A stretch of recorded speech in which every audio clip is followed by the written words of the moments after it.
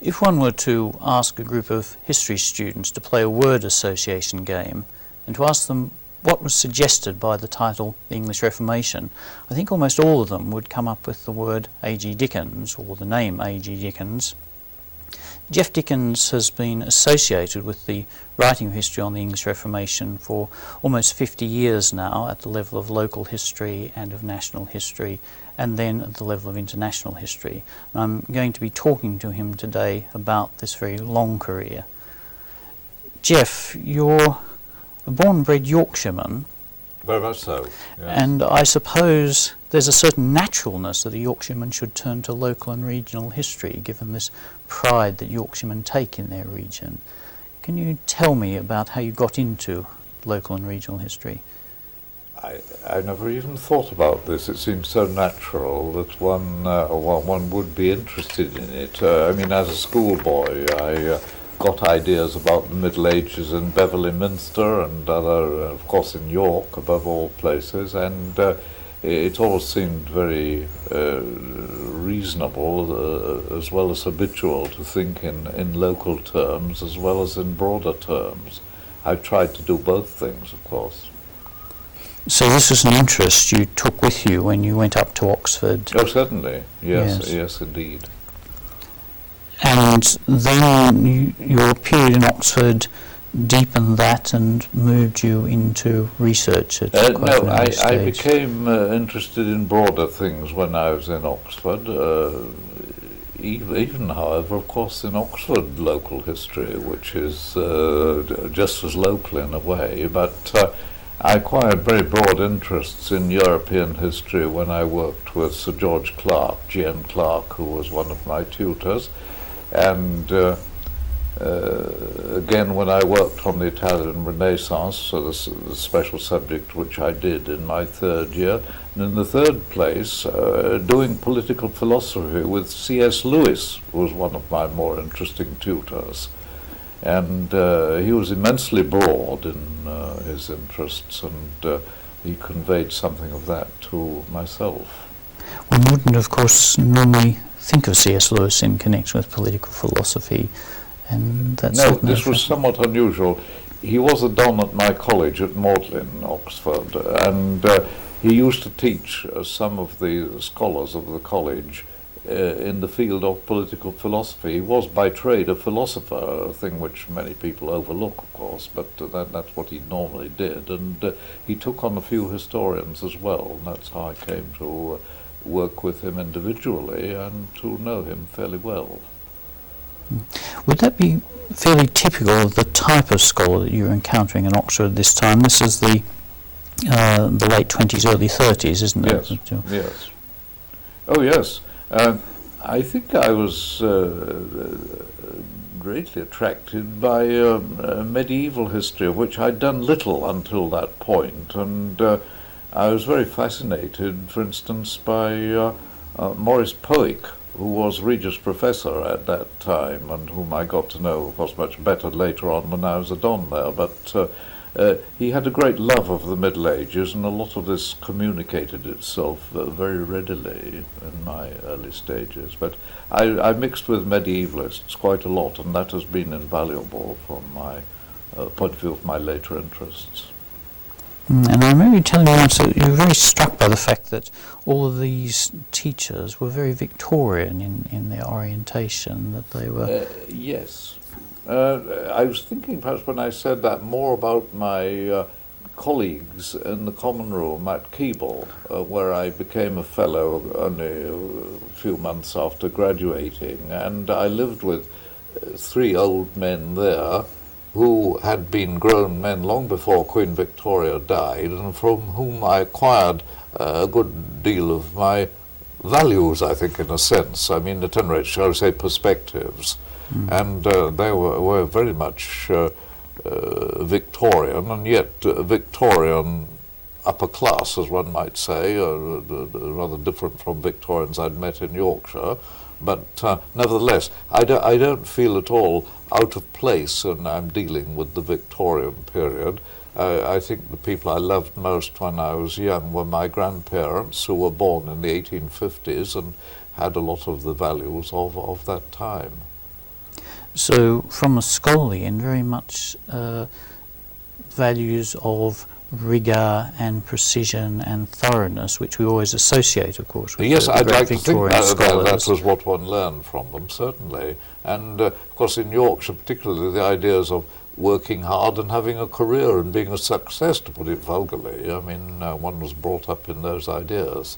Well, because this is the enduring Yorkshire tradition, we don't have to go back to the Victorians for that. No, indeed, it still exists. Yes, and then of course you started to bring this sort of rigour to local history, and it seems to me this is the first most interesting aspect of your career, of starting to develop local history as something which is taken seriously on a national level rather than working at an antiquarian level. Yes. Were you aware of the importance of this at the time? Not entirely. I had a suggestion from one of my tutors. This is Bruce MacFarlane of Magdalen, who was of course a 15th century specialist, and he suggested, when I was looking round for a postgraduate subject, that I should write about the Catholics of Tudor Yorkshire, who of course were rather important in the history of that time. And I did work for 2 or 3 years mainly on these people. Then I began to realize that after that a greater subject would be the Reformation in general, and I got more interested, I think on the whole, in the Protestant aspects of it ultimately, but I've always been interested in those who didn't move with the Reformation.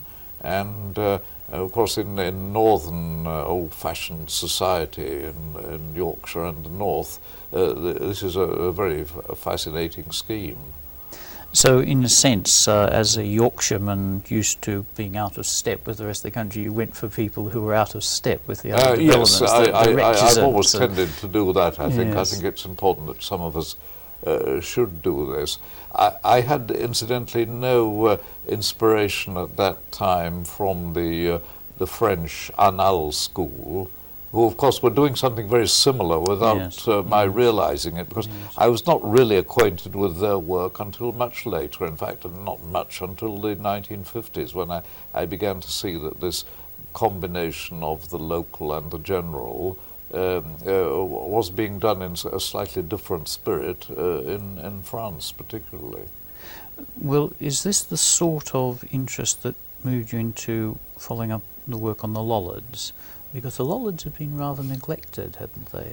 They were rather neglected, yes, at that time, because it wasn't generally understood that Lollardy persisted in many parts of England well into the Tudor period, and indeed merged in with the Lutheran or Protestant Reformation, and its spirit, the spirit of Lollardy, never quite disappeared, one feels, in that period. And gradually I came to see that they were part of the story, and even in Yorkshire, where they were not very important, they were part of the story. And I suppose my first big book, as I think of it, was called Lollards and Protestants in the Diocese of York, which included Yorkshire and Nottinghamshire very largely, and I think that was, if I might so put it, was one of my more influential books, because that particular combination of ideas was by no means generally grasped at that time.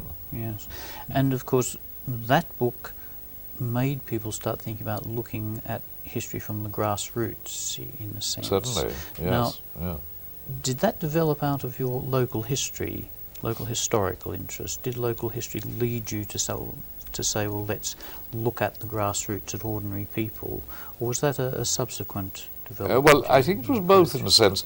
I began to think along these lines, even when I was writing about Catholics, because I read in some detail the material on the Pilgrimage of Grace, which was the biggest of the rebellions of the Tudor period, and the records of which, mainly in the archives of the state, revealed a great deal about the mentality of humble men and clerics of the middle orders, even peasants. One learnt a bit more about them. The Tudor rebellion was rather like taking the lid off society somewhat in terms of the record which it left.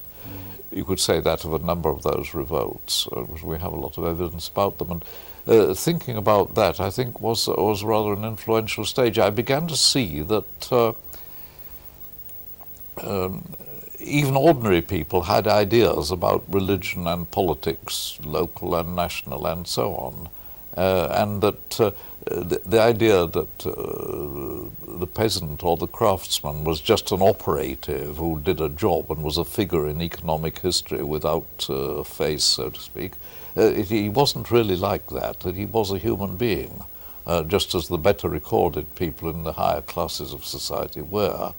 And I think that was the most influential thought I had, and I began to apply that on a rather wide scale.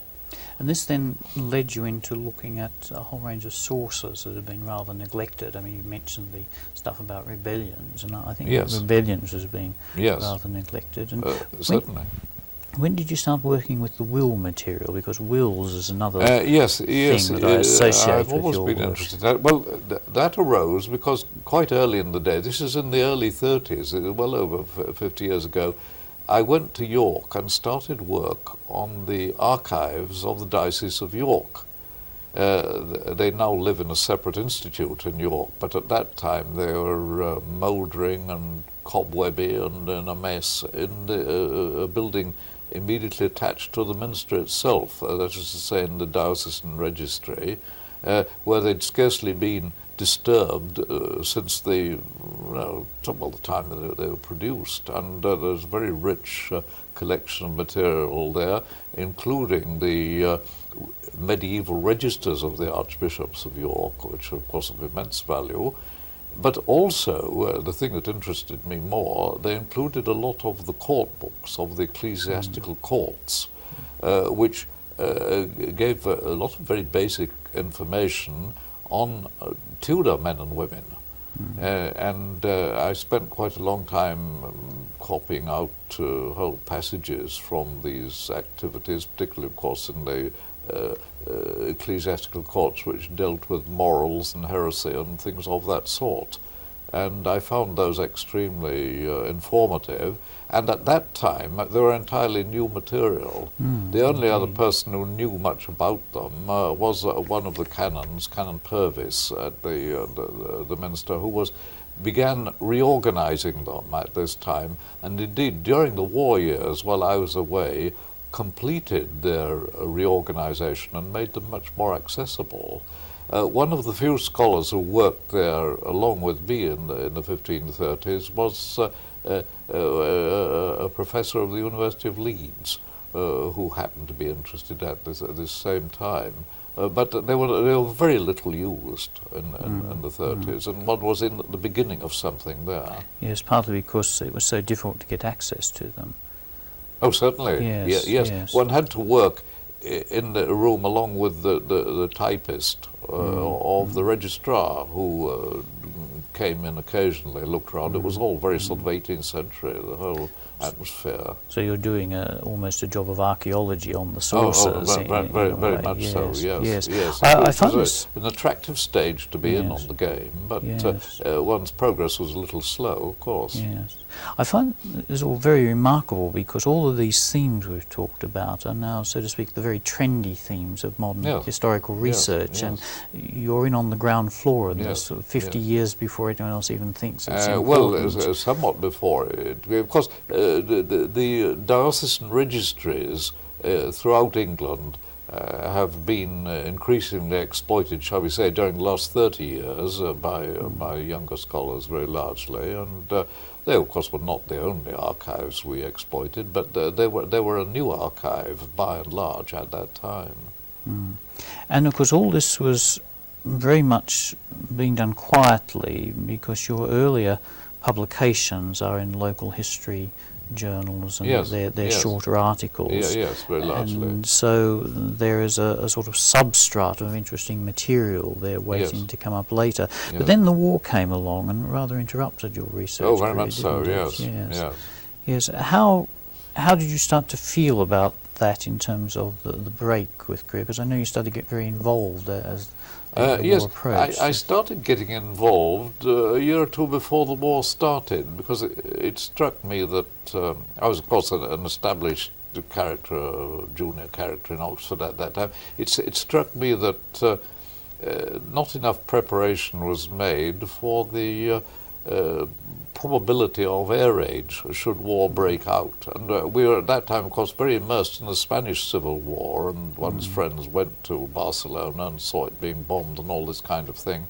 And I teamed up with a group of doctors in London who felt quite sure that the hospitals would not be able to manage the casualties if really heavy bombing developed, and when the war started, as it obviously more obviously was going to do.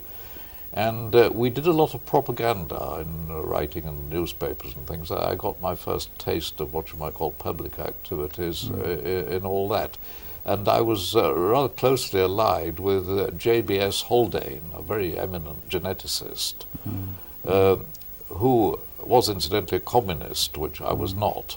But he was a very active man on the platform in London. I used to come up to London very frequently to join in these activities, and I was more immersed in that than in academic work from the time of Munich to the beginning of the war, indeed slightly beyond that point. So quite a considerable campaign. Yes. How did you fall onto this? Because it doesn't seem to me that these are people you would normally meet sitting in an Oxford common room, so to speak. The people were agitating about air raid shelters and all that, you mean? Yes, yes. No, partly one of these doctors, with whom I became very friendly, wrote to me about a letter I myself wrote in the Times to begin with, and he later published all our campaigning letters in a kind of a pamphlet, which must be one of the rarer printed items in the British Library, I would think. And I gradually got mixed up, because a lot of other people were thinking as I was at that time, partly due to the Spanish situation.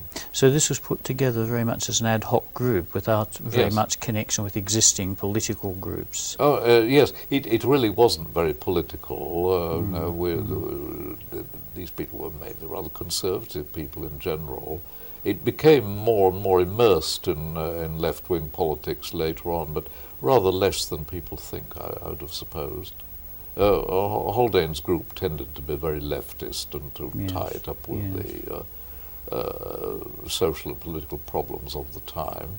And of course, when you're thinking about the possible fate of the East End of London, it naturally got mixed up with social problems of one sort or another.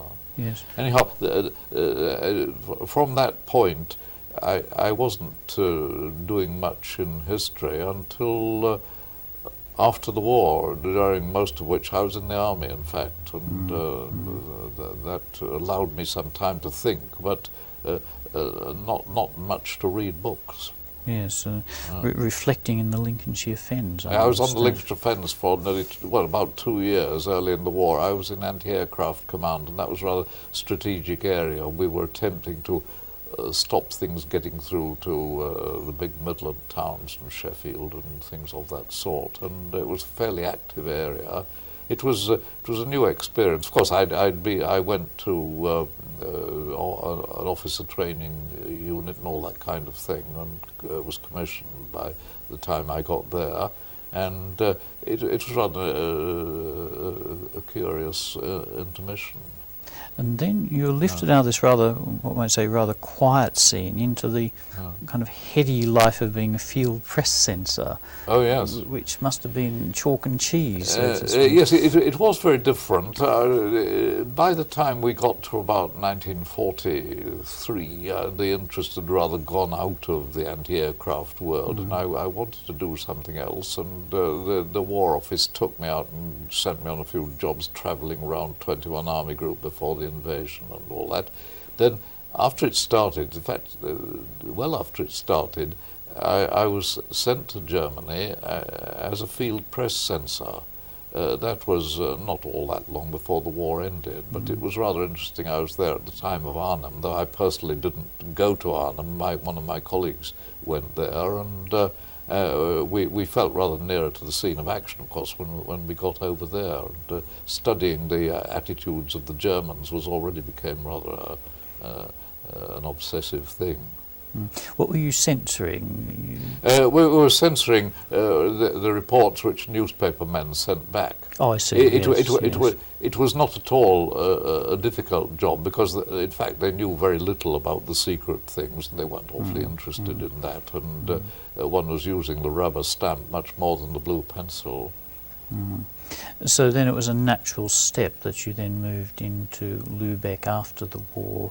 Well, I moved there immediately at the end of the war. I saw the Germans coming out of their last positions up in Holstein, you know, where quite near Denmark, where it all finished. And I was sent to Lübeck in order to start up newspapers for the military government, which was just beginning to take shape at that moment. And we simply walked into the main, in fact, the only large newspaper firm in this ancient and considerably bombed city, and we took over their machinery, including some of their journalists even, who had no means of communication with the outer world by that time. The whole of the telephonic and telegraphic links were cut by bombing and one thing or another. All we could tell them to do was to take down the BBC news reports, which were sent out in German, and we made them into a news sheet, Nachrichtenblatt, on the following day. That's how it started. But in the 5 or 6 months I was there, we built it up to a sizable newspaper. So it became a real newspaper. It became a real newspaper. Yes. I recently revisited Lübeck, and they'd already got most of the early issues of this newspaper, and were very interested. In fact, the few last issues of this newspaper under the Nazis, one of them a flaming panegyric on the Führer by a journalist whom, in fact, I had dismissed soon after my arrival as being unsuitable to be employed, although he'd have been glad to take it on. It was all rather intriguing. Yes. So you then wrote what is probably one of your least known publications, your Lübeck Diary. Yes, that's not very well known. Well, when I got back again to Oxford in the autumn of '45, I was suddenly pulled out from there, told I must go back to Oxford and start teaching again, which was, after more than 5 years' absence, was somewhat nonplussing. Anyhow, I settled down there, and I thought it would be of some interest in the situation as it was at that moment, in the autumn of '45, to have a more or less objective diary as to what things looked like in the British zone of Germany under military government. I did it partly for that, and partly because I wanted to start a sort of reconciliation with the Germans, who by that time I'd realized hadn't all gone bad by any means.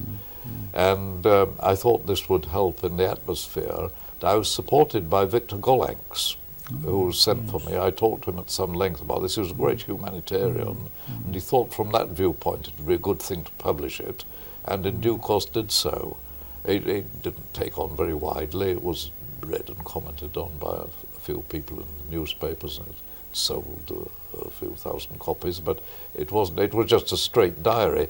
Now, recently, when I revisited Lübeck, it was just being republished in selection in German, but with the emphasis more on the local history of Lübeck rather than on the general issues, which I'd sought to discuss when I'd written it originally, but all these things somehow connected up.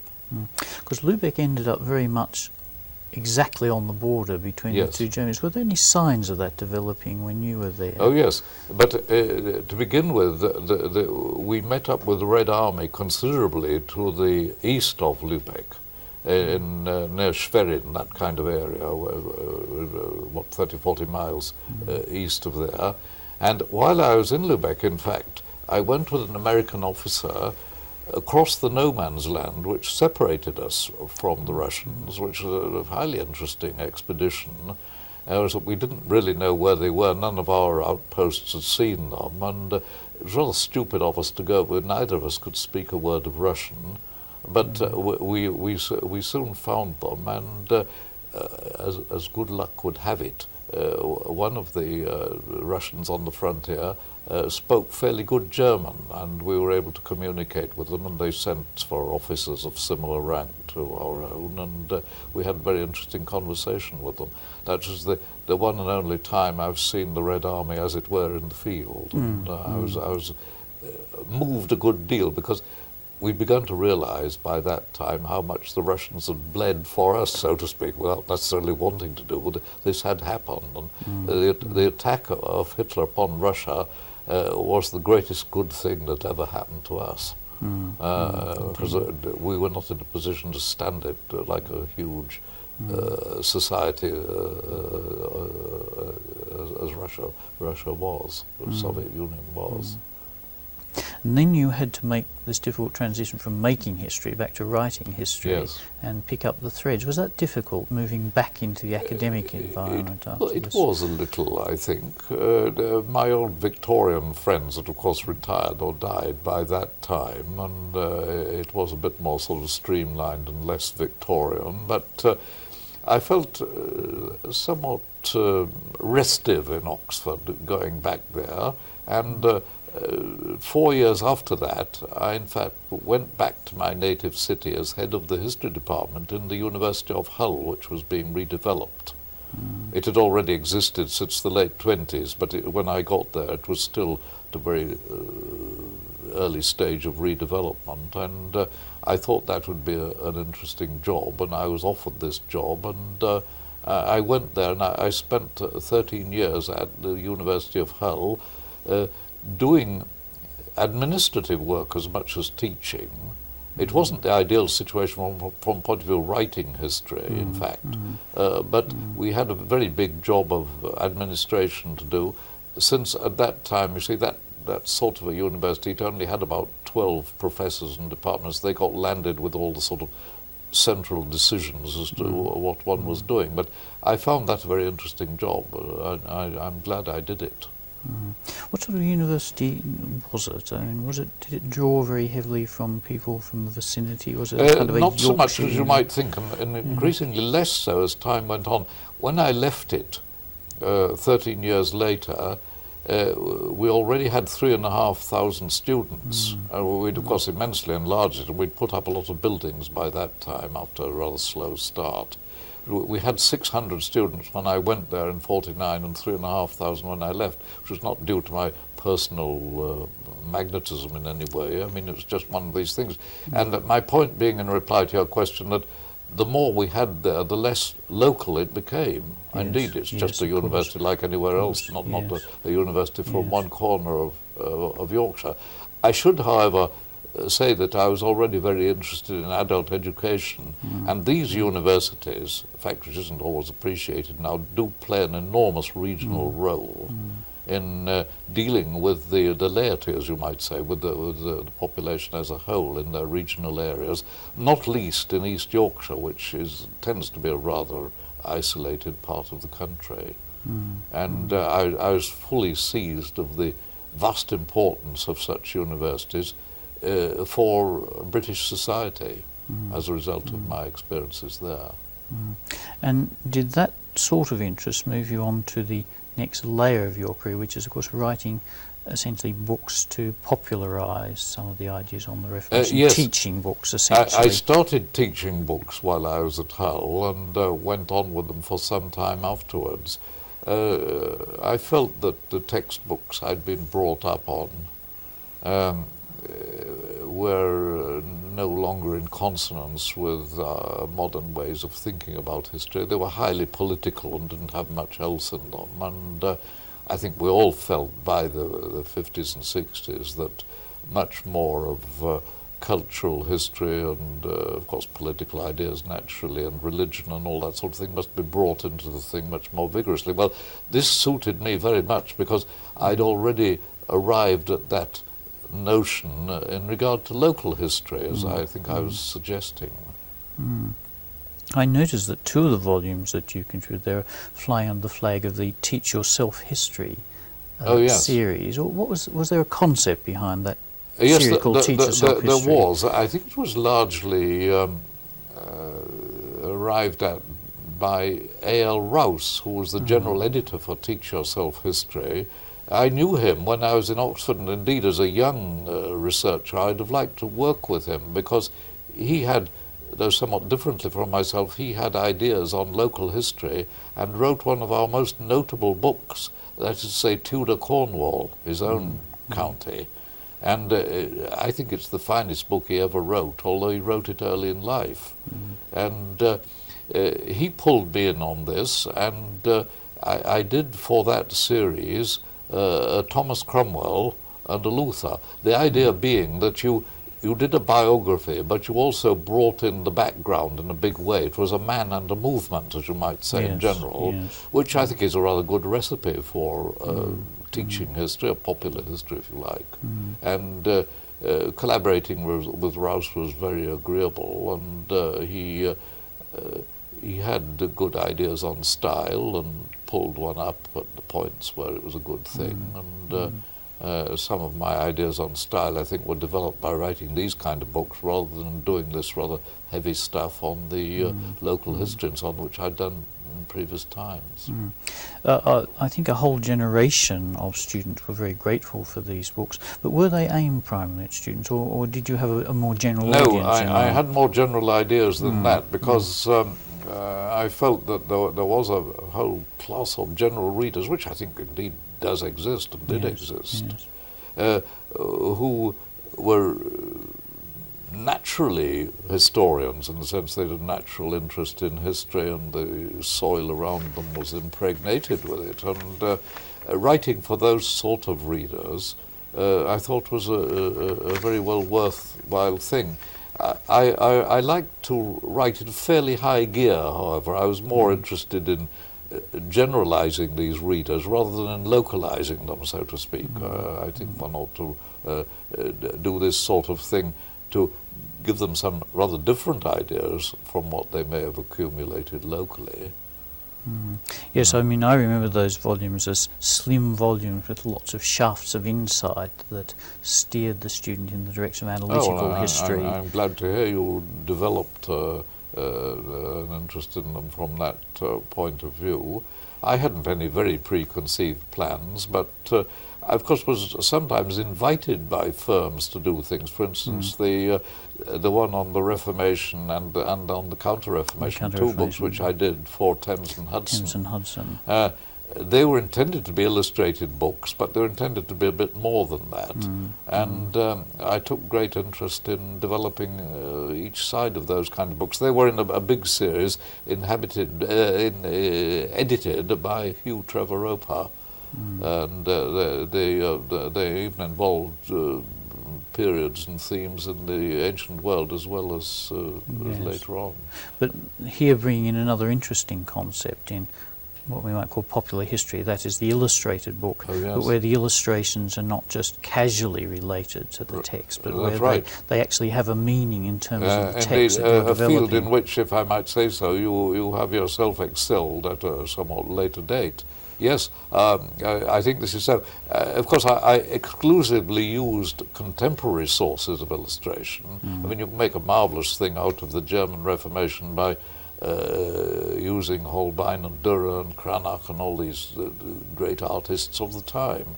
And equally so with the great Baroque artists of the Counter-Reformation. It was, you know, there's the things made for you almost from the point of view envisaging it. I think students and general readers should have a clear pictorial sense for what life looked like and what it was like in material terms, which does help them to understand the more important things. And then in 1964, this classic work on the English Reformation appeared. Then very quickly you seemed to shift gear across the channel, and the next book that struck me very much was your Martin Luther and the Reformation, which shows you looking into a European context. Yes, yes. Well, when I was in the later stages with the English Reformation, which incidentally I've just done another version of it, it's just been published recently, the second edition of it was considerably changed, but at the time I was doing it, I became conscious of the fact that the Reformation was essentially an international movement, and a more interesting international movement than I'd thought earlier on. And I couldn't go much further, even with English themes, without knowing more about Lutheranism and things of that sort. So I'd been working on that a bit while I was doing the English Reformation, and became increasingly conscious of the fact that far too much of that period in English history had been written by people who didn't know enough about the international movement, which after all affected lastingly half of Europe. And I spent several years from that point working on German history rather than on English history. It struck me very much driving down today, of course, that there was a certain appropriateness of about a Yorkshireman writing on Martin Luther, who might be said to be a kind of honorary Yorkshireman with this sort of perseverance and obstinacy and tough-mindedness. Yes, I think you could meet him in that television series you have about veterinary surgeons in the Yorkshire Dales. I mean, you meet some hard men there. But Luther, of course, was something very different. He wasn't wholly a hard man. He was a very stentorian man, and I think in many ways did harm through calling the Pope Antichrist and all this kind of thing is all very well, but in the long term I don't think that was a very good idea. I mean, maybe it needed saying at that point of history, but I certainly think he has those kind of qualities which, rightly or wrongly, are identified with North Country people in England. But then your approach to Luther picked up and, I think, concentrated or emphasised very heavily something you'd been doing all the way through, which is looking at ecclesiastical history but paying full attention to the secular aspects and bringing out the interplay between these ecclesiastical figures and society. I'm glad you mentioned that. I think this is of very great importance. I still think so. I think too much on the Reformation.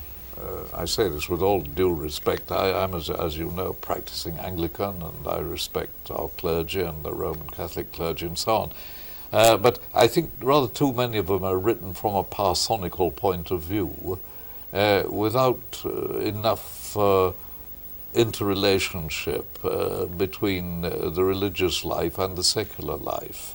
And the fact that these two things interpenetrate one another, and one has to see, for instance, in thinking about, shall we say, Henry VIII, who is blamed for many things, that in many ways he was a friend of the poor man, because I don't think neo-feudalism had really been conquered by Henry VII, and England was still centrifugal. It was full of self-important noblemen and other important people who were ready to start revolts, and in my view, anarchy was the worst fate which the common man could run into, apart perhaps from a major epidemic or something of this kind. But when you think about the French wars of religion, all the things that went wrong in some of these other countries, one is grateful to the Tudor dynasty, irrespective of the personal morals of the people who ran it.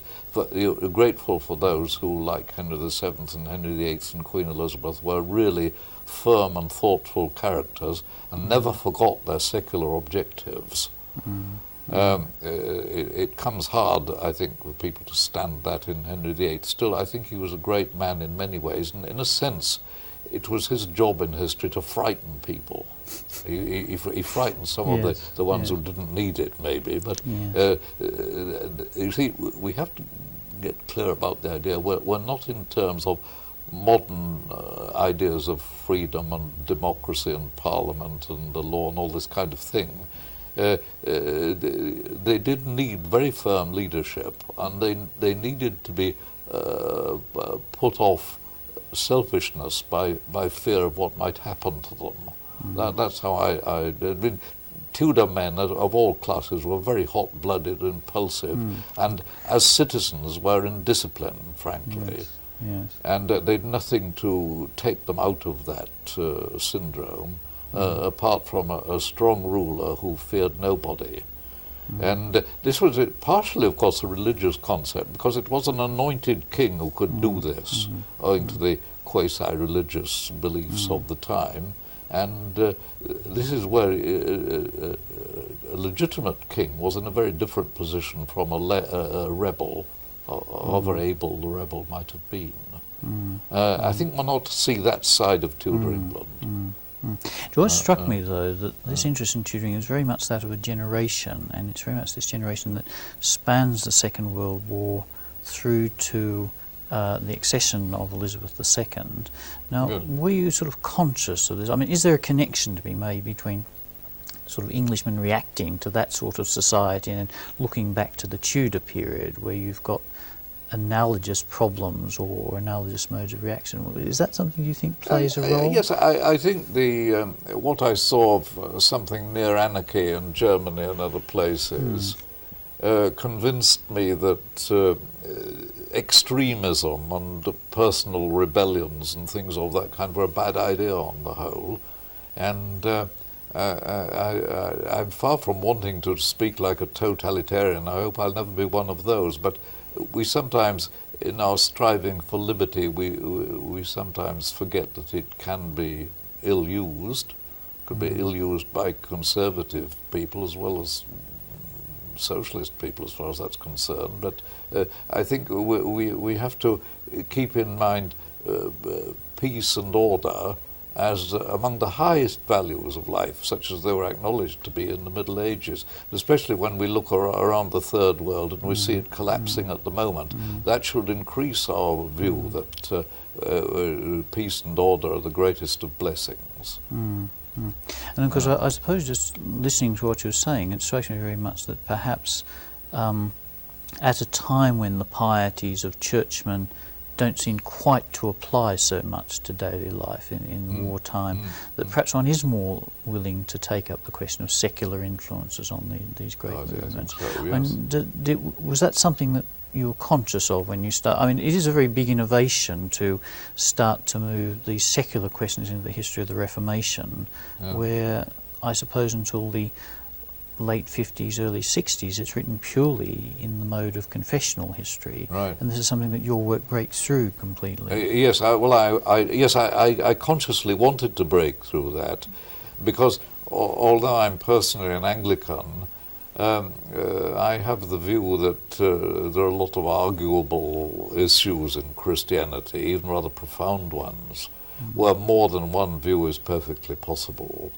And of course, this enters into all these problems of reunion with Rome for us, all that kind of thing, which I don't want to talk about now particularly. But I'm, whether the Anglicans like it or not, I'm a very liberal Anglican. I don't necessarily think any one church has all the answers to the problem of Christianity.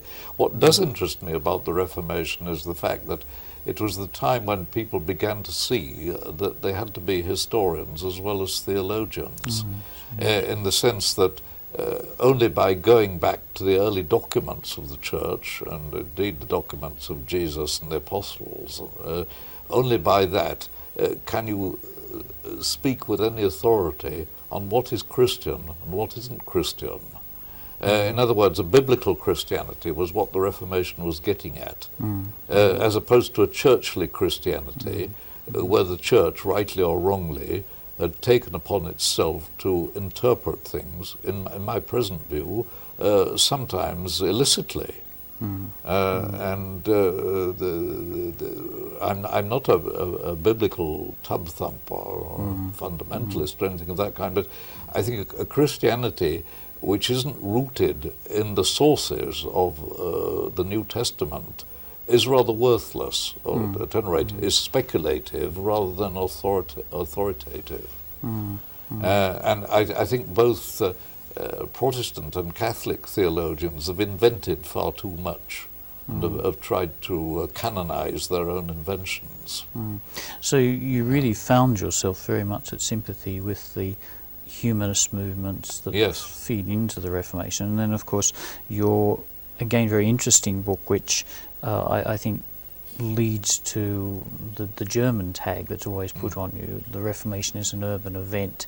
Yes. This is Dickens pure. Well, this was in my. I think that came in my book on the German nation and Martin Luther. Yes, yes. And the Germans, for some reason or other, took up this. It was only intended to be as a sort of joke. I mean, obviously, it was more than an urban event, Yes, but yes. the success of the Reformation in Germany, as you know even better than I do, depended very largely on the attitudes of municipalities and relatively small Yes, groups yes. of more or less self-governing men in a way that Yes. an English townsman was not, you know, or scarcely at that time.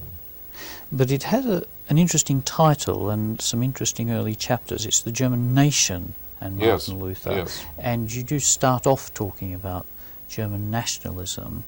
And of course I'm bearing in mind what you said earlier about creating reconciliation with Germany and Yes, bringing a different yes, view. Was there a conscious element in that of writing something about a time when the German nation had a different kind of cast to it?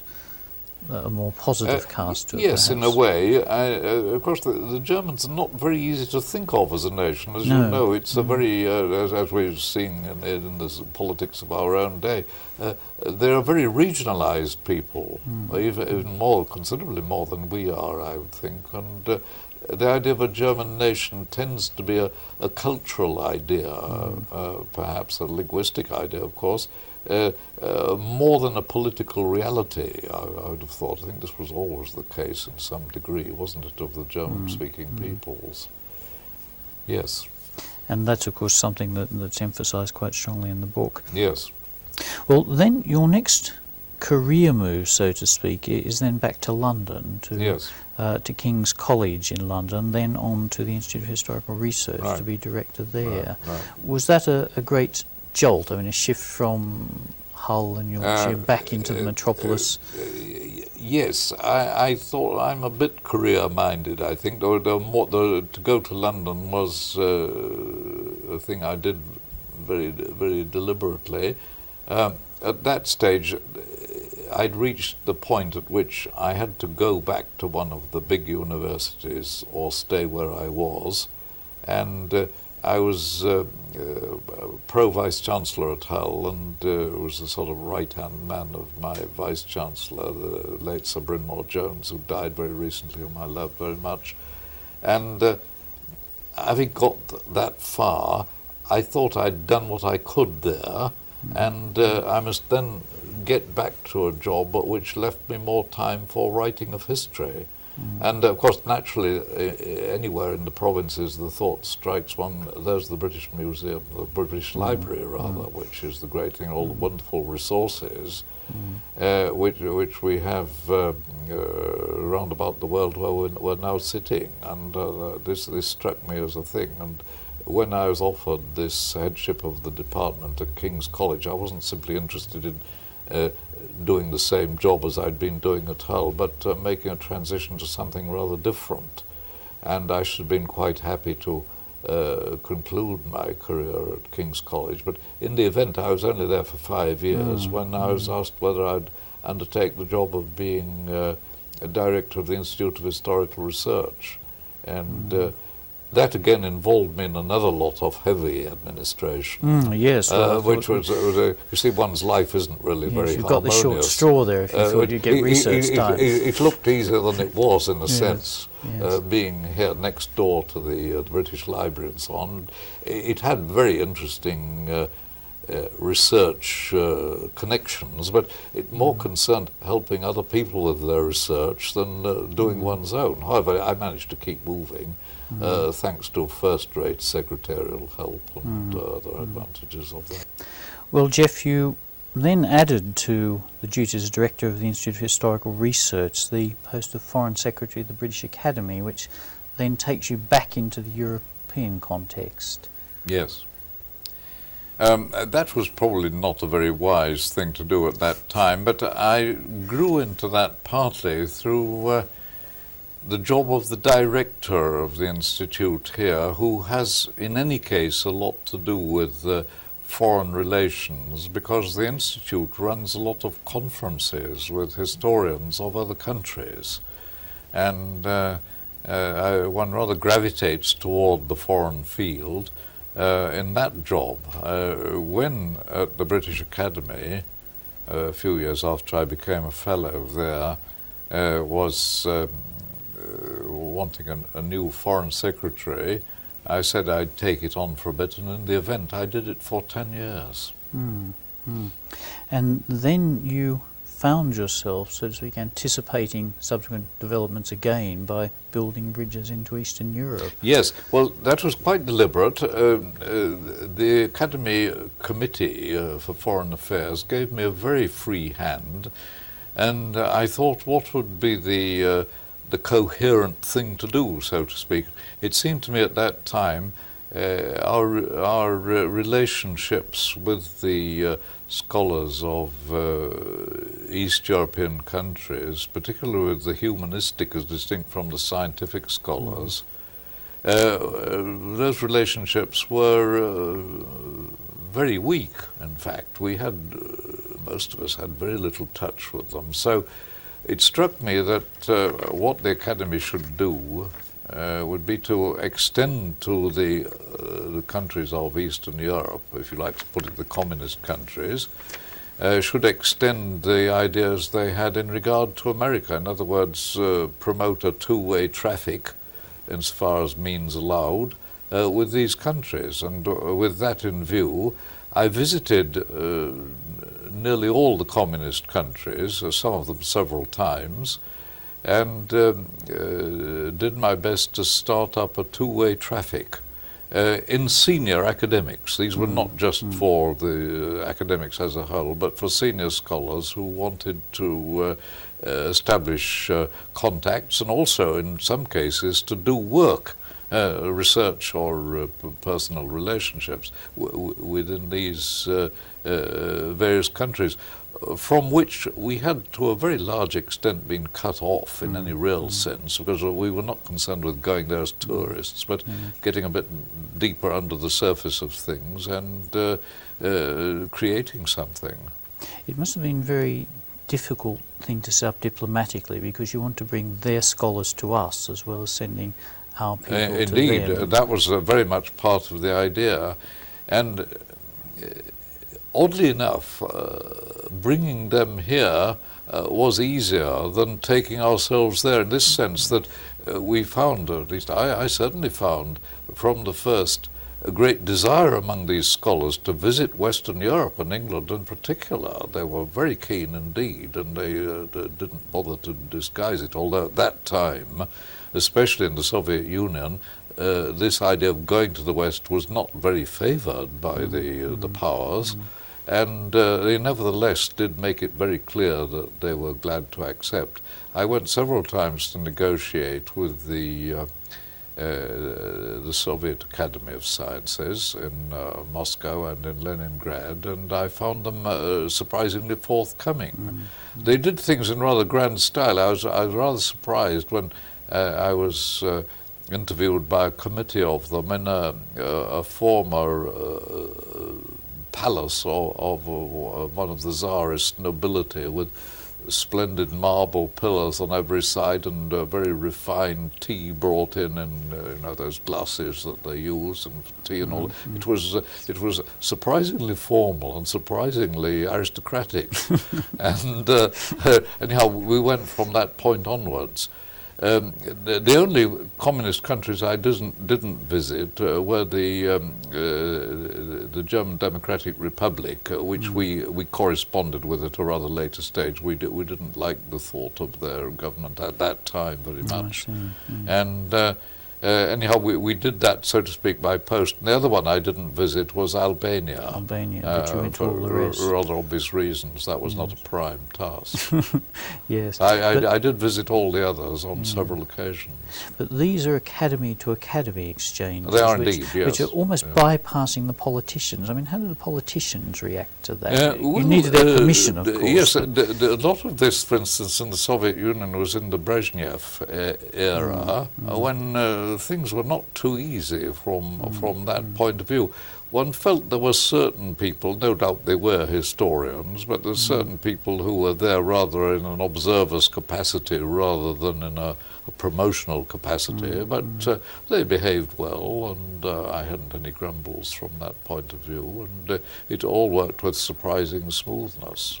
And there was never any difficulty with relation to, say, American policy, which obviously waxed and waned with its view to relations with countries like Russia. Yes, I didn't, although I'm fond of America and have spent time there, I didn't in any way attempt to represent the American point of view. I thought we'd better have our own national point of view, which at that time was somewhat different, of course, from that held by most of the American politicians, and that issue didn't really enter into the thing very much. I was never given the feeling that we were sort of representatives of America in any way, or that we were entirely tied to them, which of course we never were. But what sort of relationship did you have with the Foreign Office through this? I mean, obviously there was support, but did they play a big role in I wouldn't say they played a big role. They were very helpful when I asked them about particular people and how useful those people were likely to be, and they were strikingly well informed very often along these lines, and were very sympathetic. Though obviously one crucial point in discussing these sort of things is how the scholars coming this way were going to be picked. Did you have any sticky moments about discussing that, or was it just left to the other side? No, I took the line we should leave it to them rather than try to pick them ourselves, which wouldn't have been very welcome. At times this could prove, there was one occasion at any rate on which it proved rather embarrassing, when one of the professors sent by one of these countries, I better not say which at this particular moment, but he didn't have a good reputation for liberalism in his own country, and was tended to be a creature of the regime then in power, and this was picked on by certain people when he arrived here, and of course I took the line, I can't possibly be a policeman or an agent who would probe into the inner lives of all these foreign academics. Nevertheless, things like that had their dangers, yes, of and course. One had to be discreet as far as possible in matters of that kind. But it's now worked very well and is well established, which a lot of us have benefited enormously. Yes, well, this was more by good luck than good management. I think I happened to go there at exactly the right moment, and so happened. They were just ripe for this sort of interchange, and it certainly proceeded very, very well. But we now have these exchanges at all levels down to undergraduates, mainly through the British Council. Yeah. Was there a sort of knock-on effect from this British Academy initiative, do you think, that encouraged something like the British Council to get involved? I hope it did. I've had to do with the British Council earlier in life, and they were very useful in promoting our exchanges, for instance, between Oxford and Finland, which I was doing in 1947, in fact, when I was still at Oxford. On the student level, we had these interchange visits and so on, and I remember one of the earliest people I took with me in going to Finland was Lord Quinton, the present Lord Quinton, who at that time was a sort of senior undergraduate who had been in the forces and all that sort of thing. And we started off a very favourable exchange. Of course, I should explain, of course, even at that time Finland was not a communist country, and relationships were very sort of normal and easy in that particular moment. Yes, yes. Yes. Well, then you, after a pretty full career, moved to the phase of retirement, but certainly not retirement from scholarly work, and then into another phase, which is historiography, with this blockbusting book, The Reformation in Historical Thought, which came out in '85, written with John Tonkin. With John Tonkin, yes. Was that another shift of gear for you? Yes, I'd taken some interest in the questions of historiography and what sort of historians wrote what sort of stuff, and how views of history changed. I mean, the minute one begins writing foreign history, particularly, one is plunged in that sort of situation. Indeed, writing Reformation history, whether English or foreign, I mean, involves one in problems of historiography.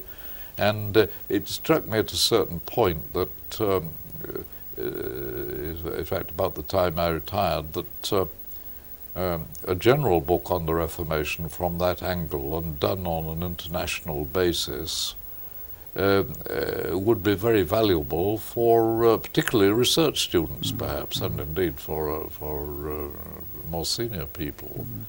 And this was a gigantic job, and I was grateful for my friend Tonkin, who is a professor, associate professor at the University of Perth in Western Australia.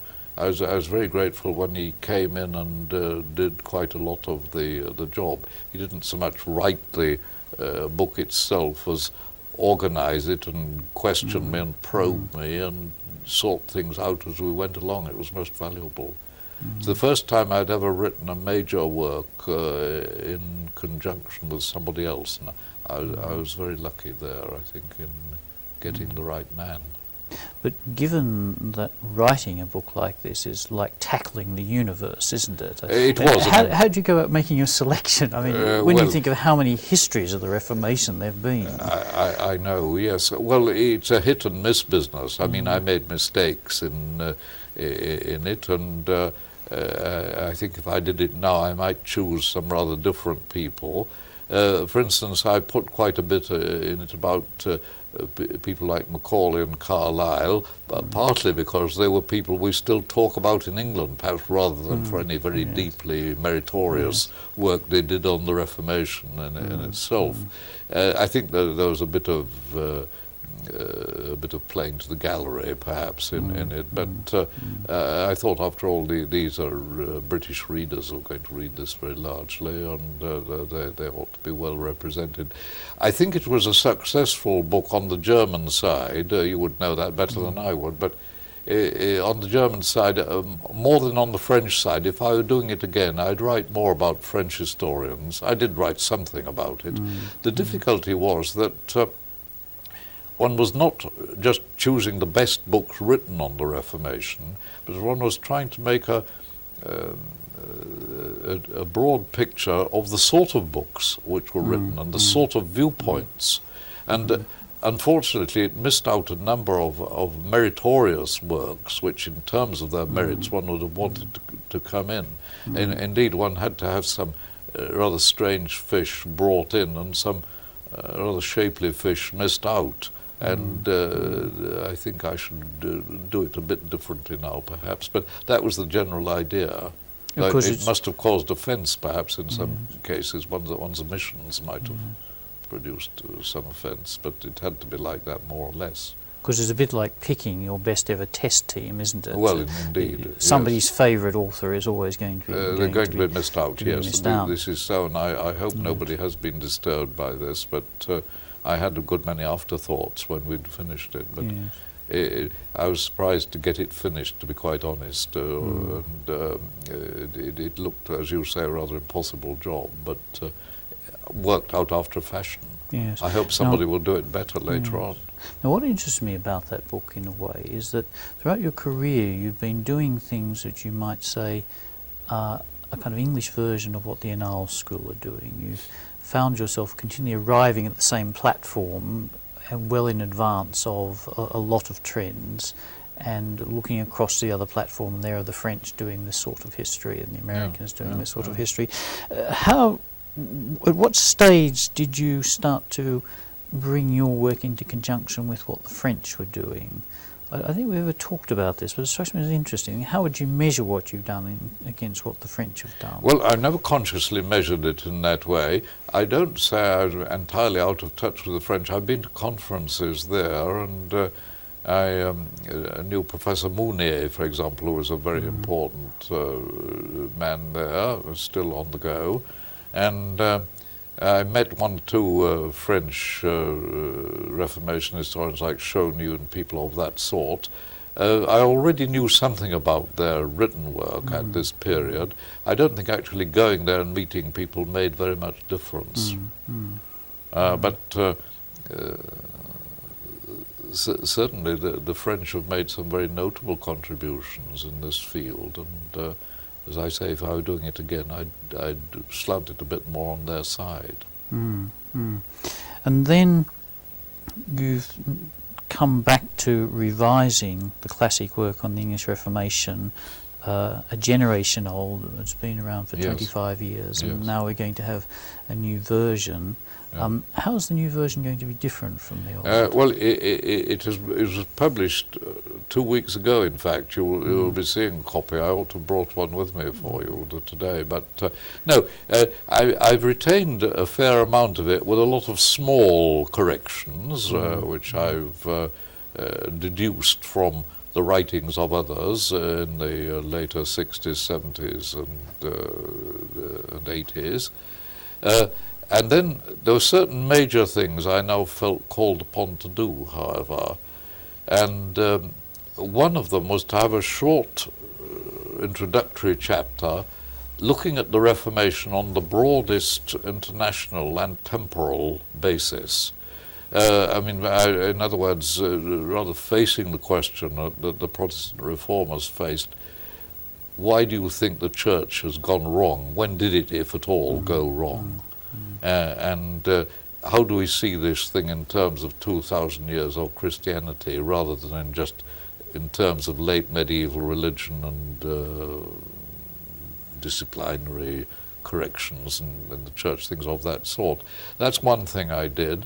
And I also found I had to write some additional sections on certain topics which had become very controversial of late years and could not have been absorbed into the more or less chronological chapters which had told the story before.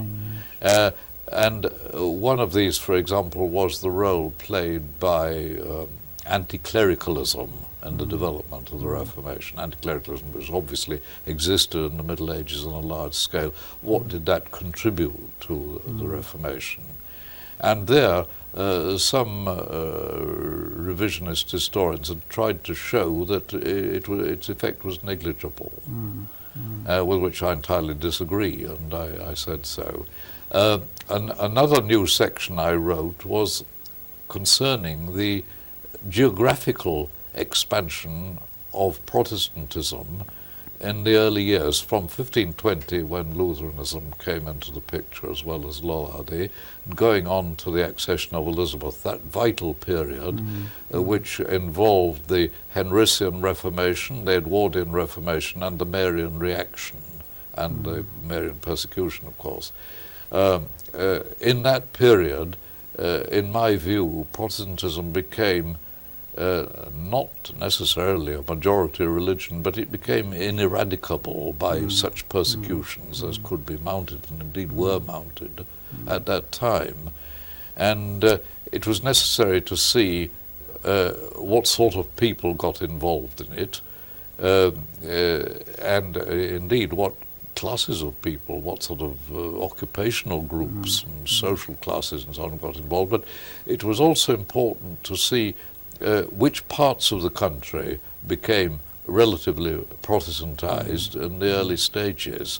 And that brought me back to my local history. I now find myself suddenly not just doing Yorkshire, but doing all England on a sort of county basis as quickly as possible, and picking up the clues as to where Protestantism started, not among the religious men and the politicians, but among the common people as a whole. That's perhaps the most important bit of it. I'd written an article about that in the Archive for Reformation History, of which my chapter there is a slightly different version. Another general problem I put into this same new part of the book was concerning the age groups of early Protestants, which Dr. Susan Brigden at Oxford had written interestingly about. And I followed up her view with much approbation that it was in a certain sense a youth movement and a division of the generations which attracted the younger generation. Indeed, from the 3,000 early Protestants whose biographies we could write, a considerable number of them obviously came into the thing even when they were apprentices. And probably if you'd taken an age survey of those few thousand early Protestants about whom we know a lot, you'd probably find their median ages when they came in were still in their 20s. This would be a common sense supposition, but to prove it was true was an important point. Yes. I think we have more or less proved this. So this is really locating the new edition very much within the current historical debate at the most controversial point certainly. of it. You see, there is yet another controversial point where I was opposed to revision, some of the revisionists, namely that they sometimes think of the real conversion which mattered. The real conversion of the English people came quite late in the reign of Elizabeth rather than earlier. Well, numerically,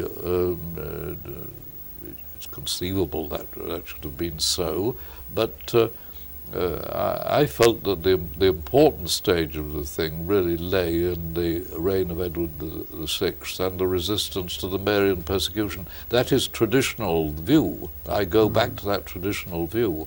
I think that was the real crisis of the Reformation, when enough people were converted to resist what a Tudor government could bring against them. That was the real crisis, came at that point. So and the point of course it brought out, of course, the importance of martyrdoms to the survival of a movement at a crucial point of its development. Yes, because I remember you were working on the question of martyrdom some years ago, and of course this is now a topic which is suddenly starting to come into its own again. Yes, indeed it has. From the point of view of the map, of course, as one rather expected, the early Protestant areas were London and the southeastern counties. Yes. Not exclusively so, but London, Kent, Essex, East Anglia, East Sussex, and the Thames Valley were the places where it was quite obvious that Protestantism was strongest previous to the reign of Elizabeth. This it was a difficult thing to write about because we have to follow probabilities rather than statistics. No survey, no census of early Protestantism was made by contemporaries. And one had to work on various clues of one sort or another and not be too dogmatic about all this, but the general picture seemed to me to be very clear beyond all question. And the most conservative parts of the realm being the northwest, as we all know. Lancashire is probably to this day the most historically Catholic county in England. And Wales, again, obviously was very conservative, and the West Country to a certain extent, as we've seen in the revolts in Devon and Cornwall, which were partly social but also partly conservative religious in being. London is very important. I've got more interested in the history of London ever since I started looking at this kind of thing. But I think with reasonable probability you can show that sort of thing on a map of England now. Because what I find is interesting about this later work is that it exemplifies very well your ability to pick up very different approaches, sometimes anticipate very different approaches and merge them into a consistent practice of history. And I suppose the thing that's always puzzled me, though, is whether you have a unifying, if you like, philosophy of history or approach to history underneath all this. I mean, looking back over what you've done, there's a consistency of practice, but do you feel that... No, I don't feel this. It would be nice if I mean, this wasn't pre-planned in any sense. Yes. And one goes on from one thing to another. I mean, rather like fighting a campaign. I mean, you don't plan it all at the beginning. And I think each of these steps did rather suggest the next step, and one never altogether loses touch with what one did 30 or 40 years earlier. I mean, it keeps coming back to one as one is writing. Writing is a rather slow and deliberate business, and you don't have to fire off, quick fire quips of one sort or another about it, and you bring in a lot of experience, assuming you have a lot of experience, and it's gone that way. I think that's probably all I ought to say about it, because one mustn't claim to be too consistent when one has been rather instinctive and opportunistic. So it's instinctive, there's no consistent philosophy of how history should be written. It's more history as it has evolved through your own practice and interest. Yes, I think my only philosophy there is that it's the job of a historian to attack as far as possible many aspects, all aspects, if you like, of the history of a country or a region. And this is very far from being original to me. I mean, everybody in my generation has been feeling this, I think, with the development of social and cultural history and religious history. But I think in my lifetime, this multi-aspect history has been brought to a higher reach of perfection than before. I like to think so, anyhow. A lot of people have been doing it. It's often lacking one thing that you exemplify, and this is the historian as somebody who writes good literature, the historian as stylist. Yes. Is this something you feel strongly about? I do. Because your books are so readable. Well, I don't. it's not for me to say that, but I'm very strong about English style, and I dislike books which are written in conversational English. Among my younger contemporaries, this is growing very much. I mean, you see them talking. That wouldn't be for me. I've read too much good English, I think, to like this, and I think good English is deliberate, and it should not be profuse of slang and neologism in any form or other.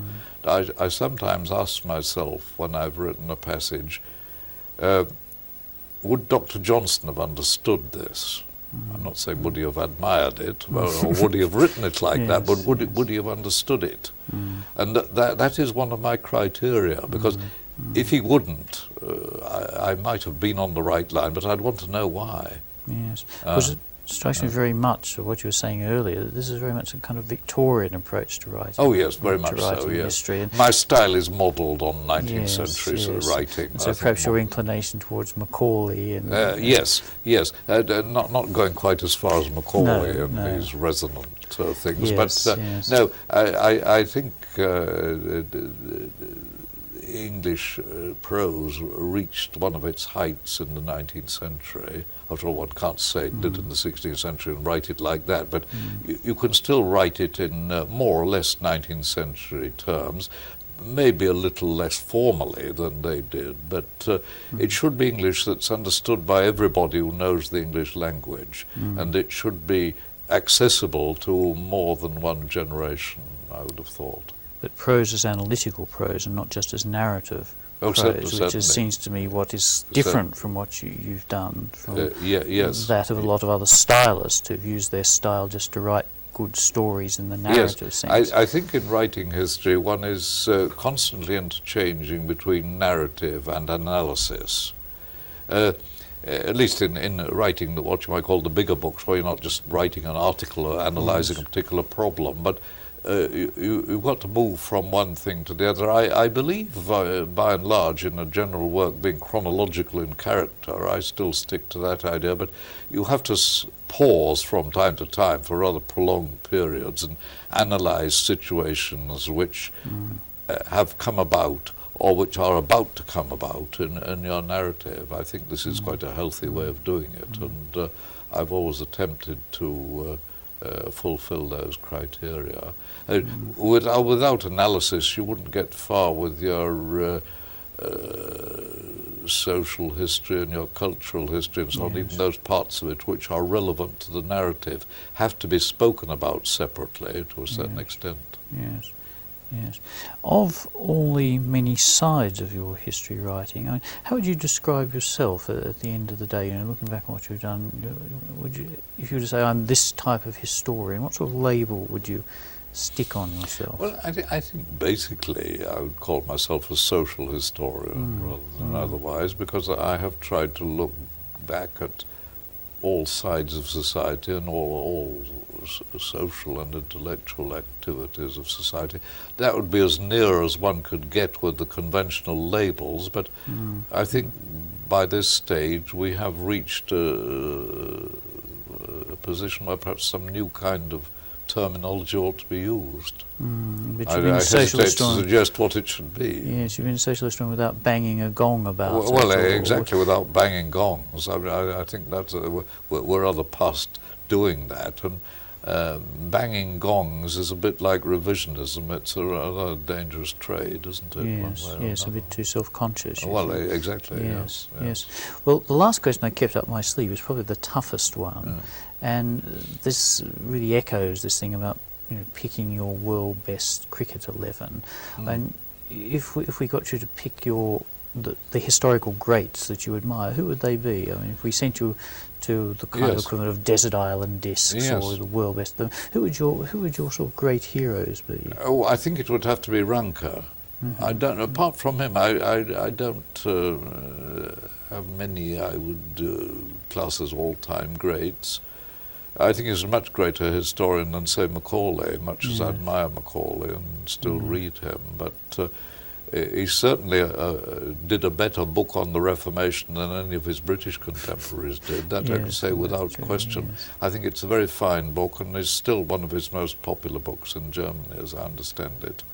And I once went through a good lot of it, trying to find out what sources he used, because there was already in his time there was a great deal of talk about the use of sources and manuscripts and so on. And as far as I could make out, he used very largely printed sources, but earlier German scholars had made enormous collections of documents, as you well know, affecting many of the regions of the German-speaking lands, for example, and he made very good use of that sort of material, which was, shall I say, regional perhaps rather than local, but he knew his local history, and that's one of the reasons, of course, why one would admire him. But that sort of the resolution which he wrote major works, and the sheer sort of moral force with which he stuck at it is the sort of stickability, not merely Yorkshire stickability, but stickability in general is the characteristic I think historians must have if they're going to be any good, and that is what one most admires. So historians know Teflon men. That's right. Yes. That's right. Because about Ranker, you've often said to me that Ranker, of course, isn't just a political historian, that he covers a social and economic, and it's as the unknown side of Ranker, isn't it? Well, yes, it is. If you read the one on the Reformation in Germany, though, there is a lot of social stuff, rather buried and a bit. I would personally want to treat it at greater length if I were writing that kind of book.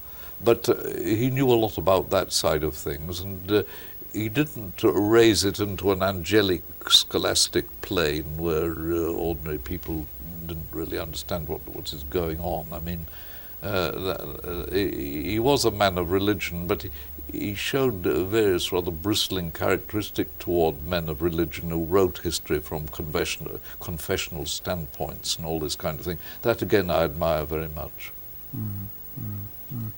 Well, Geoff, it's been very useful and very informative, and I find it very highly appropriate that we end with Ranker, because if I were to compare you with anyone, it would perhaps be with Ranker. And I couldn't be more flattered, but at the same time very embarrassed. Well, thank you very much. It's been a great pleasure. Thank you so much.